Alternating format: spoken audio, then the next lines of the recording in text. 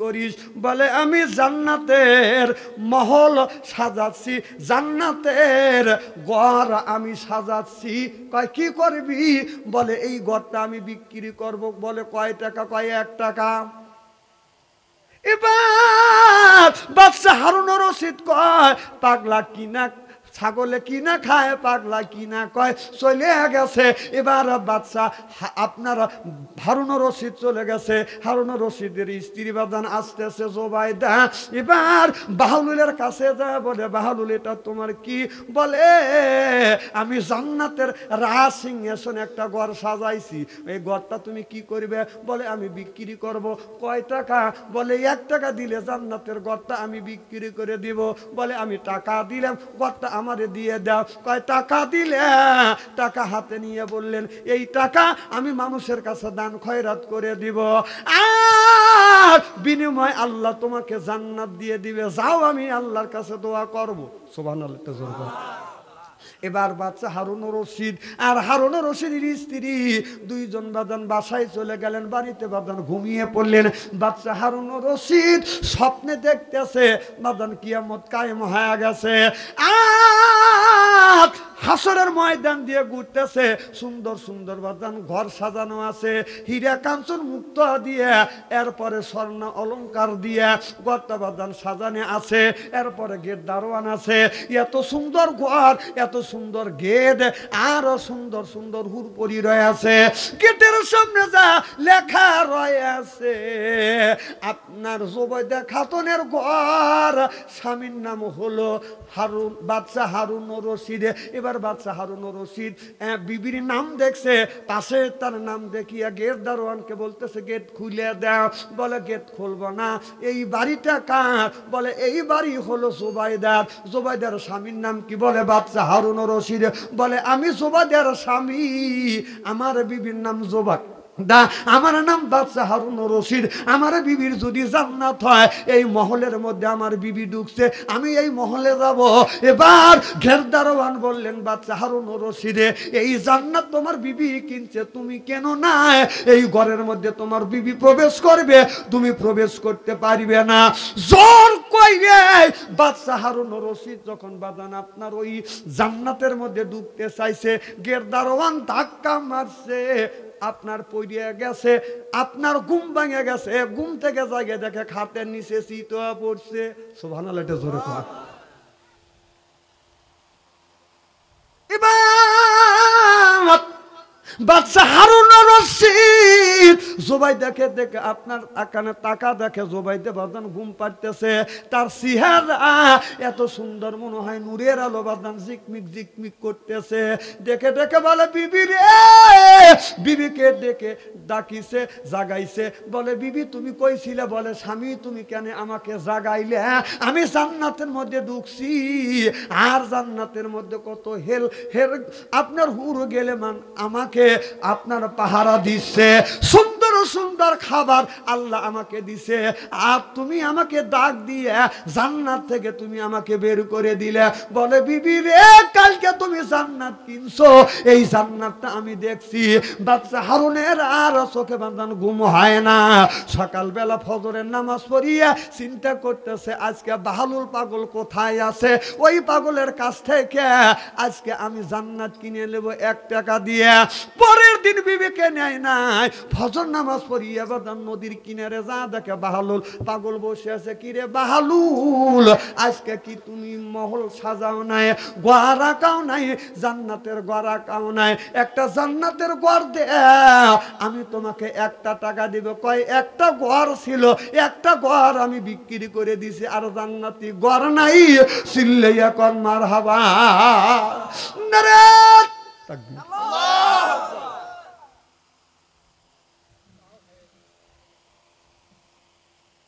খুব খারাপ লাগতেছে নাকি? এবার একদিন বাদশা হারুন রশিদ রাজ সিংহাসনে বসে আছে, কথা বুঝতেছেন না? বাদশা আপনার পাগল বাহালুল আপনারা রাজপ্রাসাদের মধ্যে বাজান ঢুকছে, লক্ষ্য করে দেখে শত শত মন্ত্রী পরিষদ বাজান বসে আছে। মন্ত্রী পরিষদকে ফাঁড়ি দিয়ে বাদশা বাহালুল চলে গেল। বাদশা হারুনের রশিদের যে একটা রাজ সিংহাসন আছে, একাই বসে আছে। কিন্তু এই রাজ সিংহাসনে বাজান 2 জন লোক বসা যায়, 3 জন লোক বসা যায়। রাজ সিংহাসনটা এইরকম ওসার, একাই বসে, কেউ বসে না। বাদশা হারুনের রশিদ যাইয়া এবার হারুনের রশিদ বসে আছে, আর পাগল বাহালুল যাইয়া ওই রাজ সিংহাসনে বাদশা হারুনের রশিদের ডান পাশে বসে গেছে। মারহাবা, একটু জোরে কর। সব মন্ত্রী কয় যে একটা পাগল ছাগল, আর বাদশা হারুনের রশিদের চেয়ারে বসে গেছে। বাদশা হারুনের রশিদের রাগ হয়ে গেছে যে একটা পাগল আর আমার এখানে এসে বসল। রাগ করে বলতেছে, হে পাগল, তুমি আমার চেয়ারে বসলে, তোমার গর্দান নেব। আমি কি অন্যায় করছি? তুমি বাদশা আর আমি তার প্রজা, তুমি যদি এখানে বসতে পারো, আমার কি শখ করে না চেয়ারে বসা? সুবহানাল্লাহ, এটা জোরে কর। তবে বললো যে আমি একটা প্রশ্ন করবো, যদি উত্তর দাও তাহলে ছাড়িয়ে দেবো, আর উত্তর যদি না দাও তোমার গর্দান কেটে নেবো। কয় বলো। এক গাছে 12টা পাতা, আর এক গাছের 12টা পাতা। এক গাছের কয় পাতা? এক গাছের 12টা পাতা, আর এক পাতায় পাতা 12টা হলো পাতা। 12টা হলো পাতা, পাতায় 1 মুড়া অন্ধকার আর 1 মুড়া আলো। বলো সেই গাছটা কি?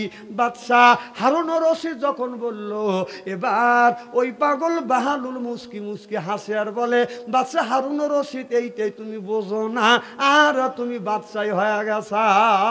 সুবহানাল্লাহ, এটা জোরে কর। একটা গাছ, পাতা কয়টা? জোরে কর। আর পাতার এক পাশে আলো আর এক পাশে অন্ধকার। কোন সেই গাছটা কি? হ্যাঁ, মানুষ?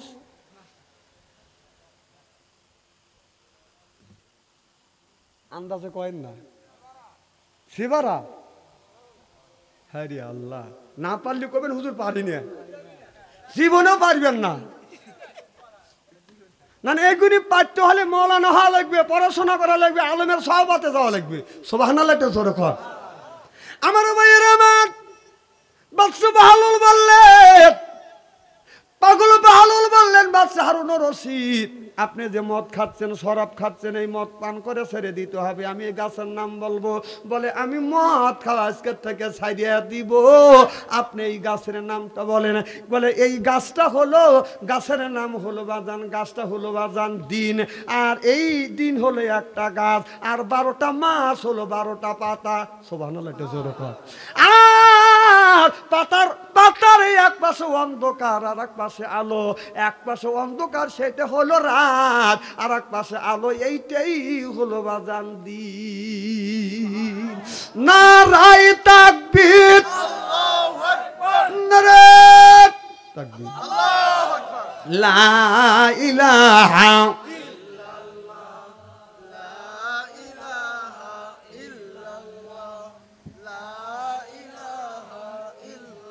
লা ইলাহা ইল্লাল্লাহু মুহাম্মাদুর রাসূলুল্লাহ।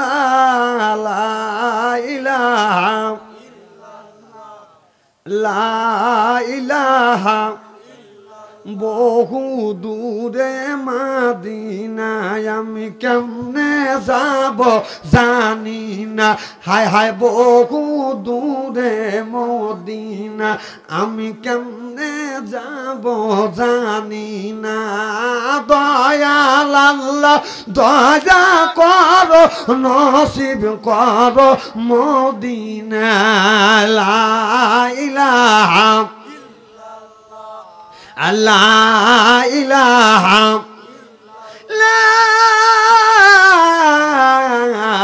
ইলাহা ইল্লাল্লাহু মুহাম্মাদুর রাসূলুল্লাহ সাল্লাল্লাহু আলাইহি ওয়াসাল্লাম। আমার ভাইরা আমার, বাদশা ইয়াজিদ আপনার ফোরাত নদীতে বাঁধন বন্ধ করে ফেললেন, গেরুয়া করে ফেললেন। মাছকে পানি ছিল, সব পানি শেষ। মনে আছে? কথা কয় না, মনে আছে? পানি শেষ হয়ে গেছে। এবার শিবিরের মধ্যে পানি দাও, পানি দাও বলে বাদান কান্দে। এবার হযরত হুসাইনের বিবির নাম হলো শহরবানু। এই শহরবানু ছোট্ট বাচ্চা আলী আসগরকে দেখে দেখে আলী আসগরকে কোলে নিয়ে বলে, স্বামী রে, আমাদের ছোট বাচ্চা আলী আসগর পানি পিপাসায় জিহ্বা বের করে করে পানি চাচ্ছে। স্বামী রে, পানি খাওয়াও, পানি যদি না পান করা যায় এই বাচ্চাটা মারা যাবে। হযরত হুসাইন বললেন আমাকে পানি দিবে না, তবে আমাকে যদি পানি না দেয় এই বাচ্চাটাকে কেউ পানি দিবে। শিশু বাচ্চা আলী আসগরকে নিয়ে হযরত হুসাইন চলে গেল বাজান আপনার ফোরাত নদীর পারে। যা দেখে বাদশা এজিদের সৈনিকরা বাজানের তীর দুনো হাতে নিয়ে বাদান দাঁড়িয়ে আছে, গেরুয়া করে আছে। যা বলে আমার সন্তান কতদিন ধরে পানি খায় না, পানির জন্য কান্দে, একটু পানি দাও। এবার বলে হুসাইন, ইমাম বংশের জন্য পোরাদের পানি বন্ধ।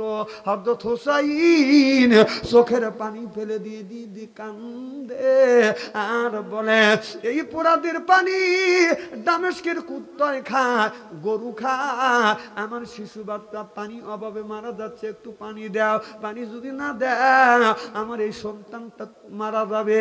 আহারে একটু পানি দাও, আমার সাথে তোমাদের শত্রুতায় আছে, আমার এই শিশু বাচ্চাদের সাথে তো তোমাদের কোনো শত্রুতায় নাই, আমার এই বাচ্চা তো তোমাদের কোনো অন্যায় করে নাই। ও এদের সেনারা তোমাদের কি ছেলে সন্তান নাই, একটু পানি দাও। এজিদের এক সৈনিক চিন্তা করতেছে, বলে হুসাইন দাঁড়াও, আমি তোমাকে জন্মের পানি পান করে না করাবো। তীর ফিট করছে, তীর ফিট করিয়ে বাজান হযরত হুসাইনের দিকে বাজান তীর নিক্ষেপ করছে। হযরত হুসাইন লক্ষ্য করে দেখে তীর টানটাকে মাথার পাগড়ি দিয়ে জড়াইয়া শোয়া রাখিয়া শিবিরের তাবুর কাছে যা বলে, বিবি রে তাড়াতাড়ি এ বিবি শহরবানু বের হায়। শহরবানু দৌড়া তাবুর মধ্যে থেকে বাদান বের হইছেন, সন্তানটা কোলে নাই, সন্তানটা জমিনে শোয়ানো। এবার শহরবানু মনে মনে চিন্তা করতেছে, ছেলেটা পানি পিপাসে লেগেছিল, পানি পান করেছে আর সন্তানটা ঘুমিয়ে পড়ছে। বলে সন্তান কই? বলে বিবি রে পানি পান করাইতে গিয়েছিলাম, তোমার সন্তানকে এমন পিয়ালা পান করাইছি আরামে ঘুমাচ্ছে। হযরতে আপনার শহরবানু সন্তানের গায়ে এই পাগড়ি দিয়ে বাজান জড়িয়ে রাখছে। পাগড়িটা যখন সরাইছে দেখে সন্তানের কলিজায় তীর লেগে যাচ্ছে। মা সন্তানকে ধরা ধরে কান্দে আর বলে, স্বামী রে এই সন্তানকে পানি পান করাতে তুমি নিয়ে গেছিলে, কে মারলো? হযরত হুসাইন কান্দে আর বলে, বিবি রে এই ছেলেকে নিয়ে ইয়াজিদ সেনাদের কাছে যাইয়া আমি একটু পানি চাইছি, ওরা পানি দেয় না। শিশু বাচ্চা তো কোনো অন্যায় করে নাই, আমাকে যদি তীর মারতো, আমাকে যদি মেরে ফেলতো, আমার কোনো দুঃখ নাই, ওই সন্তানকে মেরে ফেলছে। বিবি রে আর সন্তান জীবনে কোনোদিন আসবে না। এবার হযরত শহরবানু সন্তানের রক্তমাখা হাত, গায়ে যেই রক্ত বাদান, হাতে রক্ত লেগেছে, রক্তমাখা হাত আল্লাহর কাছে তুলিয়া বলে, আল্লাহ তুমি এর ন্যায় বিচার করিও। সিল্লাইয়া কোন সুবহানাল্লাহ। হযরত শহরবানু চোখের পানি ফেলে ফেলে কান্দে আর হুসাইন বাজান কান্দে ওই শিশু বাচ্চার কাছে।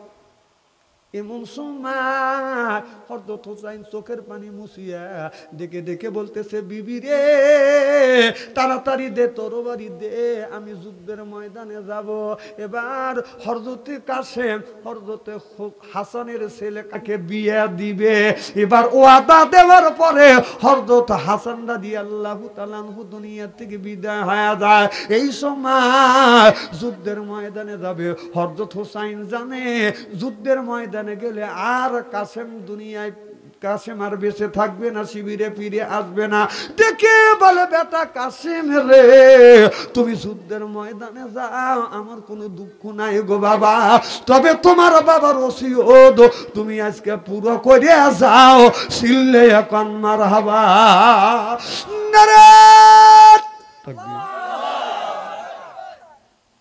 কাসেম বলে চাচা, খুব খারাপ লাগতেছে কি চাচা, কি ওসিয়ত করেছিল তোমার আব্বা? মৃত্যুর সময় বলেছিল আমার মিয়া সকিনাকে বিয়ে করাবার জন্য। আমি জানি ইমাম বংশ যুদ্ধের ময়দানে গেলে আর ফিরে আসবে না, নাও আসতে পারো। হায়াতের মালিককে, হায়াতের মালিক আল্লাহ।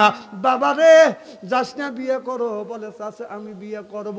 ওই সময় বাজান সঙ্গে সঙ্গে হযরত হোসাইন দাদি আল্লাহু তাআলা আনহু বাজান বিয়ে পড়াইলেন, বিয়ে পড়াইলেন।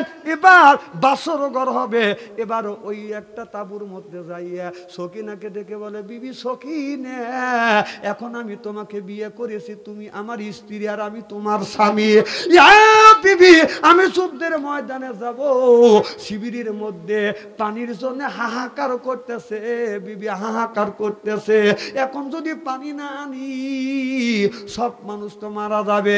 বিবি রে, আমি তোমার হক আদায় করতে পারলাম না, আমি তোমার হক আদায় করতে পারলাম না। দুনিয়ায় যদি দেখা না হয়, কাল কিয়ামতের ময়দানে তোমার সাথে আমার দেখা হবে। জোরকন সুবহানাল্লাহ। সকিনা ডাকতে বলে, স্বামী রে, আজকে আপনার সাথে আমার বিয়ে হয়েছে, আপনি একটু আসুন, রুমের মধ্যে আসুন। তাঁবুর মধ্যে একটা রুম বানাইছে, কথা বুঝতেছেন না? কাসেম ডেকে বলে, বিবি আমি তোমার কাছে যেতে চাই না, যদি তোমার কাছে যাই তুমি আমার বিবি, আমি তোমার স্বামী, তোমার প্রেমে জড়িয়ে যাব, হয়তো যুদ্ধের ময়দানে যাইতে আমার দেরি হয়ে যাবে। এবার হয়তো সকিনা কাসেমকে ডেকে ডেকে বলতেছে, স্বামী রে, আমি আপনাকে প্রেমের আহ্বান করব না, প্রেমের আহ্বান করব না, আপনি একটু রুমের মধ্যে আসুন, তাঁবুর ভিতরে আসুন। আমি যদি মারা, আপনি যদি মারা যান, কিয়ামতের ময়দানে আল্লাহর কাছে বলবো, আল্লাহ স্বামীর সাথে আমার বিয়ে হয়েছিল, আমি বাসর করি নাই, আমার স্বামী যুদ্ধের ময়দানে যায় শহীদ হইছে, এই কথা বলবো। আল্লাহর আদালতে যাইয়া গর্ববোধ করব আমি শহীদের স্ত্রী। চিল্লে এখন মারহাবা। এবার হযরত কাসেম যখন ঘরের মধ্যে ঢুকছে, বিবি সকিনা আসিয়া স্বামীর কপালে চুমো দিছে, বাদান বুকের সাথে বুক লাগাইছে। এরপরে হযরত কাসেম যখন চলে যাবে, বিবির কপালে চুমো, দুই গালে দুইটা চুমো দিয়া বলে, বিবি রে, দুনিয়া যদি দেখা না হয়, কাল কিয়ামতের ময়দানে দেখা হবে। হযরত কাসেম যুদ্ধের ময়দানে যাচ্ছে, কাসেম তো বাদান শহীদ হয়ে গেলেন। শেষ পর্যন্ত হযরত হোসাইনকে বাদান শহীদ করে ফেললো। গত বছর যেই ওয়াজটা রাখছিলাম, ওখান থেকে ওয়াজ করতে চায়। আপনারা কি শোনার জন্য রাজি? কারা কারা রাজি? নারে তাকবীর। আচ্ছা, কোন জায়গা রাখছিলাম বলেন তো দেখি?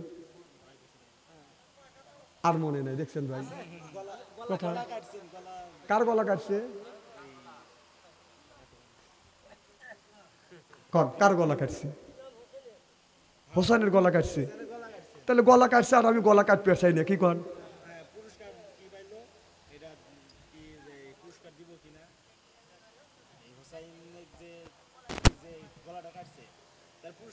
এবার হযরত হোসেনের আরেকটা ছেলে বেঁচে আছে, নাম হলো জয়নাল। সুবহানাল্লাহ, এটা জোরে কর। কারবালার ময়দান থেকে জয়নাল আর জয়নালের মা শহরবানুকে ধরে বাদশাহ ইয়াজিদ ঘরের মধ্যে বন্দি করে রাখলেন। আর জুমার দিজা বাদশাহ ইয়াজিদ বললেন যে, হে জয়নাল, তোমাকে এখান থেকে মুক্তি দিতে পারি, আমাদের নামে তুমি খুতবা তেলাওয়াত করো। হযরত জয়নাল আবদিন বললেন, হে বাদশাহ ইয়াজিদ, আমি আমার নানা, আমার নবীর না, আমার বাবার নানা হযরত মুহাম্মদ সাল্লাল্লাহু আলাইহি সাল্লাম যে খুতবা পড়েছে, বাতিলের কাছে আপোস করে নাই। খুতবা যখন আমরা তেলাওয়াত করি, হযরত হাসান হোসেনের নাম আছে না নাই? দেশের মানুষেরা খুতবা পড়ে নাই, আলেম ওলামারা ওগুলা প্রত্যাখ্যান করেছে। কথা কম?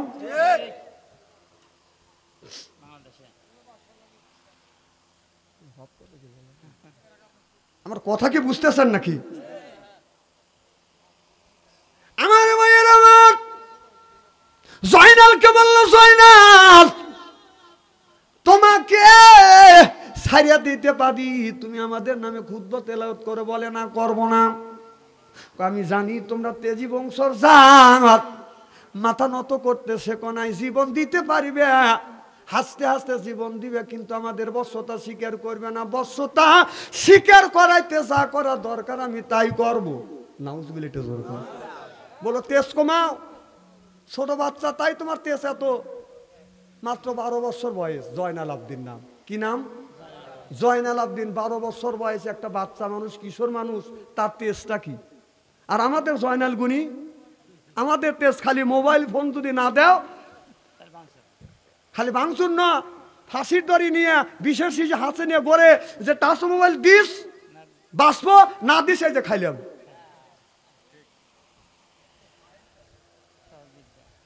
আহা, কি কি মন্ত্র শিখে গেছে ছাগল কল। আর সেই ছাগল কলের রাতে বাপ মা একটা টাচ মোবাইল দিয়ে আল্লাহর কাছে দোয়া করতেছে, আল্লাহ তুমি জান্নাতে দিও। আল্লাহ কয় দেবো না, তুই আমার কাছে আয়। এই ছেলেকে যদি জেলের মধ্যে কেস দিয়ে যদি জেলেও ঢুকে রাখতে পারেন, জান্নাত পাওয়া সম্ভব হবে। কিন্তু টাচ মোবাইল তুলে এই টাচ মোবাইলের মধ্যে যত অন্যায় করবে, অপরাধ করবে, এই পাপ গুণী 3 ভাগে ভাগ করা হবে। কয় ভাগ? 1 ভাগ পাবে ওই ছেলে, আর 1 ভাগ ওর বাপ, আর 1 ভাগ ওর মা পাবে। কতক্ষণ? বিশ্বাস যদি না হয় মরিয়া দেখেন, মরিয়া দেখেন। আপনি যদি বলেন কিভাবে যাবে, আপনি বাবা মরে যাবেন টাচ মোবাইল কিনে দিয়ে, আপনার কবরের মধ্যে ফ্যাক্সিলেট হয়ে এই নেকি, এই যে পাপগুনি আপনার কবরে যা জমা হবে, ফ্যাক্সিলেটে জমা হবে।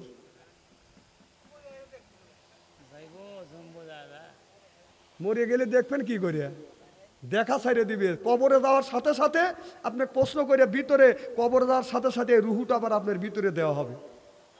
তা বাদে আপনাকে আমাকে সাইজ করা হবে, এই সাইজ সেই সাইজ নেই।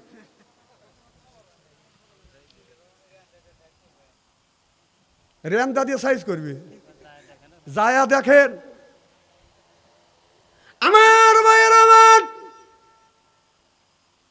ভালো করে লক্ষ্য করে শুনুন, যেমন মা তেমন সন্তান। জয়নাল আবদিনকে বাদান খাবার দেয় না। সকালবেলা একটা শুকনো খেজুর 2টা, দুপুর বেলা একটা পাতলা রুটি, রাত্রের বেলা 2টা খেজুর, পানি দেয় না। এইভাবে জয়নালকে আপনার কষ্ট দিচ্ছে যে কি ওর তেজ কমে কিনে। জয়নাল আবদিন এইটা খায়া ক্ষুধা নিবৃত্ত হয় না। জয়নাল আবদিন বসে বসে কান্দে। মা যায় বলে, বেটা কেন তুমি কান্দো? বলে, মা এজিদের কারাগারের যন্ত্রণা আর আমার সহ্য হয় না মা, আর কতদিন বাচ্চা এজিদের কারাগারে থাকবো গো মা। ও মা, আমাদের বংশের মধ্যে কি এমন মানুষ নাই? এই মানুষটা আসিয়া আমাকে কারাগার থেকে মুক্ত করে নিয়ে যাবে। এবার জয়নালের মা চোখের পানি ফেলে দিয়ে দিয়ে কান্দে, বলে, বেটা রে, এখনো তোমার 3 জন চাচা এই জমিনে জীবিত আছে, চিল্লা বলুন মারহাবা। ইতিহাস প্রমাণ করে হযরত আলীর 5টা ছেলে, আপনার 7টা ছেলে, জমিনে 5টা ছেলে জীবিত ছিলেন। হযরত ফাতেমার পক্ষে হলো বাজান আপনার 2টা ছেলে 2টা মেয়া। কথা বুঝতেছেন না? আর মা ফাতেমা দুনিয়ায় যতদিন জীবিত ছিলেন এর মধ্যে হযরত আলী বিয়ে করে নাই। মা ফাতেমা মৃত্যুর পরে হযরত আলী পাগলের মতো হয়েছিল বিবির সঙ্গে। বাজান সাহাবীরা দৌড়ে বাজান আর একটা বিয়ে করাইছে।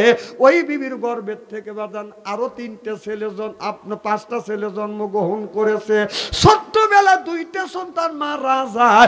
একটা ছেলের নাম হলো বাজান মুহাসিন, আর একটা ছেলের নাম হলো আব্দুল্লাহ। 2টা ছেলে বাজান মারা যায়, আর 3টে ছেলে জমিনে বেঁচে থাকে। ওই পক্ষের বড় ছেলের নাম মোহাম্মদ হানিফা, 2 নম্বর ছেলের নাম মুসাব ইবনে আক্কেল আলী, মুসাব আক্কেল আলী, আর 3 নম্বর ছেলের নাম হযরত ওমর আলী। চিল্লাইয়া কান মারহাবা। জয়নালের মা বলে, বেটা এখনো তোমার 3 জন চাচা বেঁচে আছে। জয়নাল চোখের পানি মুছিয়া বলে, মা গো, আমরা যে বন্দী হয়েছি আমার চাচারা কি জানে না? বলে, বেটারে আমি তুমি বন্দী হয়েছি তোমার চাচা জানে না, তোমার আব্বা শহীদ হয়েছে এটাও তোমার চাচা জানে না। তোমার চাচা যদি জানতো তোমার আব্বা শহীদ হয়েছে, আমরা বন্দী হয়েছি, তোমার চাচারা আজ তো জীবন দেওয়া হলেও আমাদের উদ্ধার করে নিয়ে যাইতো, বাদশা ইয়াজিদকে আপনার হত্যা করতো। সুবহানাল্লাহ। দেখে বলে মা যদি চাচা খবর না পায় জীবন ভরা এই ঘরের মধ্যে পৌঁছতে হবে মা, অনুমতি দে আমি একটু চাচার কাছে চিঠি লেখি, দেখি চাচা এখান থেকে আমাকে উদ্ধার করে কিনে। মা বলে বেটা রে আমি তোমার মা, অনুমতি দিলাম তুমি চিঠি লেখো। জয়নাল বলে মা রে কারাগারে তো কাগজ নাই, আমি কাগজ কই পাবো গো মা। মা তোমার ওনার একটু কানি ছিঁড়ে দাও গো মা, এইটা দিয়ে আমি কাগজ বানাই। মা আপনার শহর বানু ওনার টান দিয়ে এরকম করে বাদান ছিললেন, ছিঁড়িয়া আপনার এই কাপড় দিয়ে বাদান আপনার কাগজ বানালেন। কলম নাই, কলম কি দিয়ে বানাবে? জয়নাল আবেদিন শাহাদত আঙ্গুলটা এরকম করে তুলিয়া মুখের মধ্যে নিয়ে ঠাসি মারছে, মাথা ফেটে গেছে বাদান, রক্তটা বাদান টাস টাস করে পড়তেছে।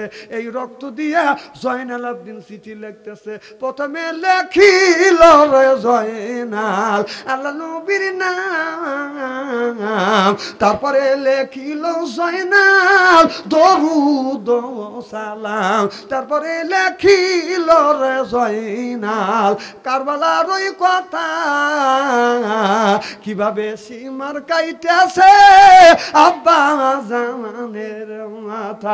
এই তো বলিলাম চাচা আমার পিপ্রায়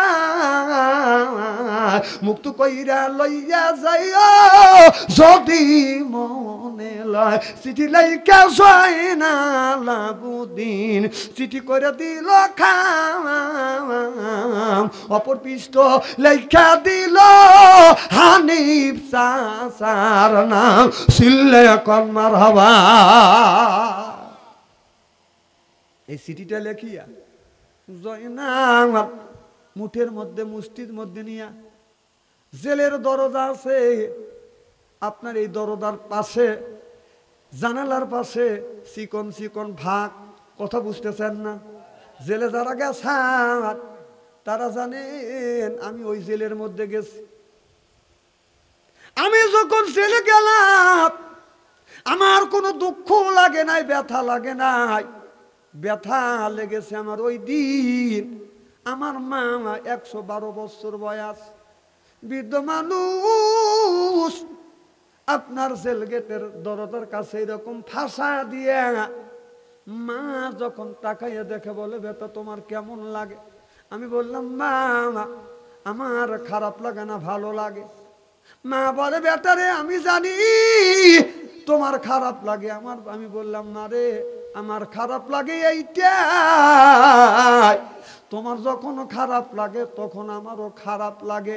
ওই দিন আমি চোখের পানি ফেলেছি, কেঁদেছি। আমার মা যেদিন জেলের গেটে দেখা করতে গেছে,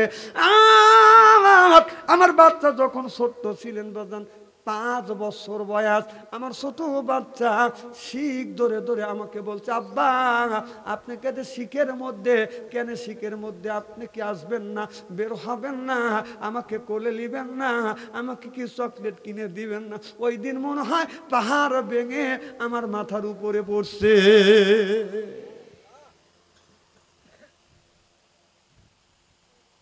এজিদের একটা লোক জেলদারওয়াত আপনার ঘোরাফেরা করতেছে তীর ধনুক নিয়ে। জয়নালের কান্না দেখে বলে বাবা কেন কান্দো? বলে চাচা আপনি কি আমাকে চেনেন? বলে হ্যাঁ তুমি হোসাইনের ছেলে। কি দুঃখ মনে পড়েছে? বলে চাচা আমি জেলখানার মধ্যে আছি, আরামে আছি না সুখে আছি তো আপনি ভালো করে জানেন। তবে বাবা তোমার হাতে কি? বলে চাচা আপনি কি আমার উপকার করবেন? আমরা নবীর আওলাদ, সুবহানাল্লাহ বললেন না?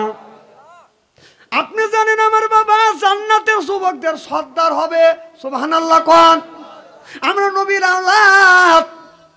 আপনি এই চিঠিটা যদি আমার চাচা মোহাম্মদ হানিফের কাছে পৌঁছা দেন, আল্লাহর কাছে দোয়া করব কিয়ামতের ময়দানে আল্লাহ যেন আমার বাবা হোসাইনের সাথে আপনাকে যেন জান্নাত নসিব করে। লোকটা জানেন যে জয়নালের দোয়া আল্লাহর দরবারে কবুল হবে, সুবহানাল্লাহ জোরে কর। নবীর আওলাদ, তারপরে হলো অসহায়, কারণ মজলুমের দোয়া আল্লাহ কবুল করে, সুবহানাল্লাহ কর। এখানে মাওলানা সাহেব আছে, 3 জন ব্যক্তির দোয়া আল্লাহ কবুল করে, মা বাবার দোয়া, মজলুমের দোয়া আর মুসাফিরের দোয়া। জয়নাল তো মজলুম, এদিকে নবীর বংশধর, ওর দোয়া তো আল্লাহ কবুল করবেই, সুবহানাল্লাহ জোরে কর। হাতে নিয়ে চিঠি হাতে নিয়ে বলে, জয়নাব আমি ছিলাম তোমার বাবার দাস, আর বাদশা ইয়াজিদের ভয়ে তোমার বাবার বর্ষতা স্বীকার করে বাদশা ইয়াজিদের বর্ষতা স্বীকার করছি। এর মানে তোমার বাবার যে দল ছিল, তোমার বাবার দল ছেড়ে দিছি। আমি বাদশা ইয়াজিদের দলে যদি না ভর্তি হইতাম, যোগদান যদি না করতাম, তাহলে আমাকে জেলের মধ্যে ঢুকাইতো, বিবি বাল বাচ্চা অনাহারে না খাওয়া মরতো। এখনো বিশ্বের জমিনে চাপে পড়ে দল